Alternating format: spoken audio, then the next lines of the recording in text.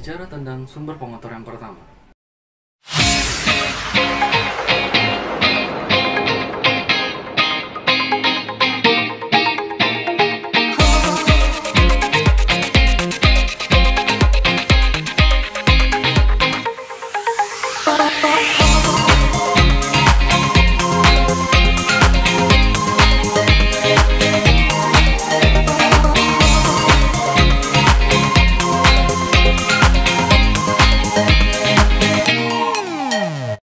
Halo, selamat pagi, apa kabar? Berjumpa lagi dengan saya Agus Sasongko, guru akomodasi perhotelan.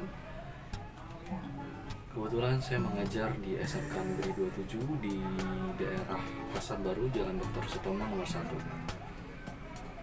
Baik, pembelajaran kita hari ini melanjutkan pembelajaran yang sudah lalu. Hanya saja kita akan fokus pada satu aspek dari KD nomor 3.5.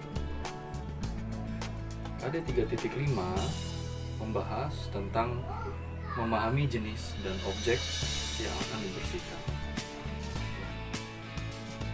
Untuk kompetensinya, melakukan klasifikasi jenis dan objek yang akan dibersihkan. Kita akan lebih fokus pada satu aspek pembelajaran, yaitu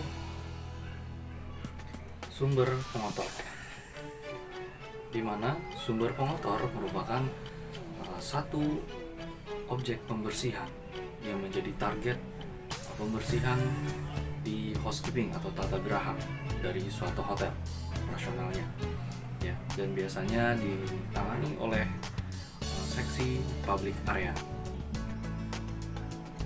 Baik, tujuan pembelajaran kita kali ini adalah untuk memahami sumber pengotor yang berada di area umum di hotel.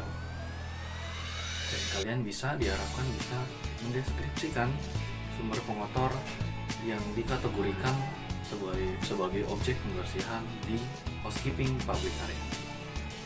Baik, sumber pengotor di housekeeping atau tata geraha, khususnya di seksi public area, itu dibagi menjadi 4 macam. Ya, sebentar, saya set dulu slide-nya. Oke, yang pertama itu adalah pest, atau mungkin kita menyebutnya adalah serangga atau hama. Yang kedua, tergolong ke dalam on clothes, shoes, and people, dimana maksudnya sumber pengotor ini dibawa oleh manusia-manusia atau orang-orang atau tamu-tamu atau mungkin staff juga yang dibawa dari luar hotel menuju ke dalam hotel. Oke. Berikutnya adalah airborne. Airborne ini maksudnya adalah sumber pengotor yang dibawa, yang ditimbulkan dari udara, dan lalu akhir masuk ke golongan lain-lain, others. Jadi sisanya akan kita bahas secara detail setelah. Bicara tentang sumber pengotor yang pertama, yaitu pest. Pest disebut juga hama atau serangga pengganggu yang sering ditemukan di kawasan area umum hotel, termasuk juga kamar tamu. Ya. Dan ini merupakan hama yang cukup eksis di hotel, dan biasanya housekeeping atau public area atau room section juga itu berkoordinasi dengan seksi lain, yaitu pest and rodent. Tapi sebelumnya biasanya staff housekeeping atau public area harus memiliki kemampuan untuk mengantisipasi apabila ditemukan hama-hama pengganggu di kawasan area umum atau kamar tamu. Baik, untuk pest atau serangga atau hama pengganggu itu biasanya digolongkan menjadi spiders, ya. Macamnya itu ada spiders atau laba-laba yang sering ditemukan di kamar-kamar atau area-area yang sulit dijamah pembersihannya, biasanya berada di ujung-ujung sudut-sudut bangunan yang meninggalkan sarang laba-laba. Lalu ada flies. Flies ini lalat, ya. Ini termasuk hama yang sangat mengganggu dan biasanya bersumber dari tempat-tempat yang lembab dan tempat-tempat yang berbau, amis, dan biasanya di kawasan-kawasan yang menimbulkan bau, ya, sudut-sudut yang menimbulkan bau, dan biasanya tergolong di kawasan sampah-sampah bekas makanan atau minuman, itu flies. Lalu ada ants, semut-semut. Nah, walaupun semut-semut ini tergolong bukan hama atau binatang yang sangat merugikan, tapi keberadaannya ini mengeksistensikan, menunjukkan bahwa ada sesuatu kotoran. Ya. Lalu ada cockroaches. Nah, ini kecoa. Kecoa ini cukup mengganggu, ya, dan memang sangat intens sekali apabila penanganan oleh tim pest rodents. Biasanya di Micaria itu adalah sumber kecoa, karena kecoa ini bisa menimbulkan bau yang tidak enak dan penyebarannya dan perkembangbiakannya itu cukup cepat. Lalu ada dust mites. Nah, dust mite ini termasuk golongan hama rayap, atau mungkin kita bisa jemput juga ada tungau. Tungau itu yang sering ditemukan di area tempat tidur atau sofa yang berbahan-bahan yang di dalamnya itu ada kapuk atau sejenis isian kapas. Nah, biasanya tungau itu sering banyak muncul di situ, dan kawasan-kawasan kain-kain lembab. Nah, itu muncul tungau atau rayap yang juga eksis di daerah-daerah kayu-kayuan. Oke. Itu untuk pest. Yang kedua, ada masuk ke golongan on clothes, shoes, and peoples. Nah, ini sumber pengotor yang biasanya dibawa oleh orang-orang dari luar hotel, termasuk karyawan juga, termasuk tamu juga. Contohnya seperti apa sih? Pertama ada mud. Mud ini berarti sejenis kotoran lumpur yang biasanya dibawa oleh tamu dari luar melalui alas kakinya. Itu jadi salah satu sumber pengotor. Lalu ada loose hair, ya, rontokan rambut yang secara tidak sadar jatuh. Fibers from clothes, ya, mungkin ada debu-debu, percikan-percikan debu atau serpihan-serpihan kotoran dari luar. Itu adalah soil particles, ya. Sisaan-sisaan bekas-bekas tanah atau pasir yang terbawa. Skin scales, animal fur. Skin scales ini mohon maaf sejenis kayak seperti kuku, potongan kuku, ya, atau enggak kulit yang terkelupas, segala macam itu. Lalu ada animal fur. Animal fur ini masuk ke golongan bulu-bulu binatang. Ada banyak tamu yang mungkin memiliki peliharaan di rumah, ada anjing, ada kucing, mereka bawa-bawa dari rumah, atau enggak mungkin mereka berinteraksi dengan binatang-binatang berbulu tersebut sehingga bulunya menempel pada mereka dan terbawa pindah ke hotel. Ada bakteria, ya, cigarettes ash and cigarettes end, puntung rokok dan abu rokok, ya, itu sering sekali ditemukan, sering sekali di kamar juga ditemukan. Tobacco stains, bekas rokok, ya, bekas rokok. Lalu terakhir ada poor personal hygiene. Nah, ini masuk ke dalam kepribadian orang tersebut yang mungkin jarang mandi, jarang bersih-bersih, sehingga menimbulkan salah satunya adalah bau badan. Itu salah satu bentuk sumber pengotor juga, ya. Dan mungkin ada bekas urin, ada spit, ya, ada darah, bekas muntahan yang secara tidak sadar itu tertinggal. Dan biasanya ini sering ditemukan di kamar. Baik, berikutnya masuk ke airborne. Tadi sudah on clothes, shoes, and people. Sekarang masuk ke golongan airborne yang dibawa oleh udara. Contohnya adalah dust, debu. Memang debu ini adalah partikel sumber pengotor yang kita tidak bisa selalu, istilahnya kalau sudah dibersihkan selang 5 menit pasti ada lagi.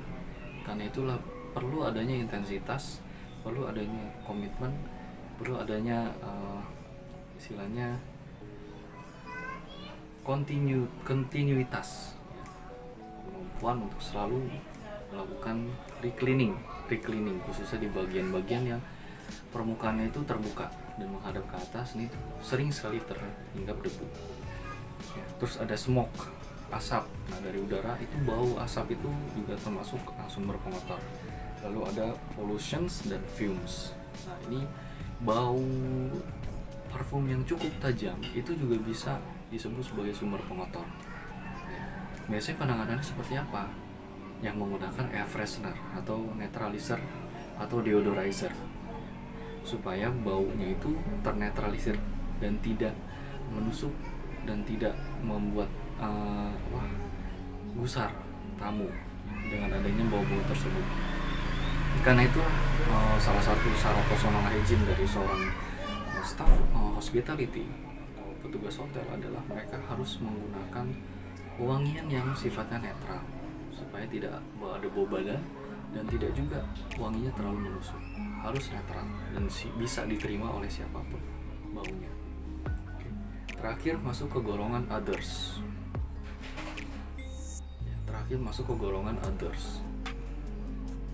Maksudnya others ini adalah, contohnya adalah condensation. Lalu ada rain entering through windows, flooding, rubbish, chemical action, tarnishing of copper, mold, and spills. Nah, untuk condensation itu bisa disebut adalah kerembesan, kelembaban yang muncul di bagian tembok atau sudut-sudut ruangan. Nah, itu yang biasanya muncul lembab dan biasanya memunculkan jamur. Itu salah satunya. Lalu ada rain entering through windows, ya, tampias atau percikan hujan yang nempel di windows, yang dibentar di jendela sehingga menimbulkan bercak putih. Ya. Lalu ada flooding dan rubbish. Flooding ini area-area yang terdapat genangan-genangan air, mungkin contohnya di kawasan hujan, kawasan banjir, sehingga menimbulkan lumpur yang dibawa. Lalu ada rubbish ini sampah-sampahan yang tidak sengaja terkumpul atau mungkin memang ada dan penanganannya kurang maksimal sehingga menimbulkan kotoran. Lalu chemical action seperti contohnya tarnishing of copper and mold and spills. Ini merupakan salah satu bentuk sumber pengotoran yang muncul dari staff housekeeping itu sendiri. Jadi apabila mereka membawa bahan kimia, bahan pembersih, terciprat, tumpah, itu jadi sumber pengotor juga. Oke, baik. Itu adalah 4 golongan sumber pengotor yang sering ditemukan staff hotel housekeeping, baik itu di public area ataupun di room section, dan biasanya ditangani secara profesional dengan menggunakan teknik-teknik pembersihan khusus. Ya. Jadi ada pest, on clothes, shoes and peoples, airborne, dan others. Jadi 4 ini termasuk golongan sumber pengotor yang sudah dikategorikan ke dalam objek pembersihan. Baik. Sekian dulu pembelajaran untuk sumber pengotor. Saya sekarang harapkan kalian bisa mempelajari kembali menggunakan literasi lainnya. Baik, untuk tugas analisis kalian adalah coba kalian analisis sumber-sumber pengotor yang terdapat di kawasan koridor karyawan.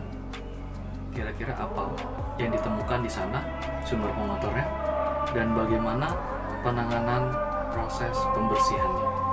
Silakan kalian jawab tugas tersebut, kumpulkan ke dalam Google Classroom dan submit, lalu komentari kalau kalian sudah menyelesaikan tugas-tugas tersebut.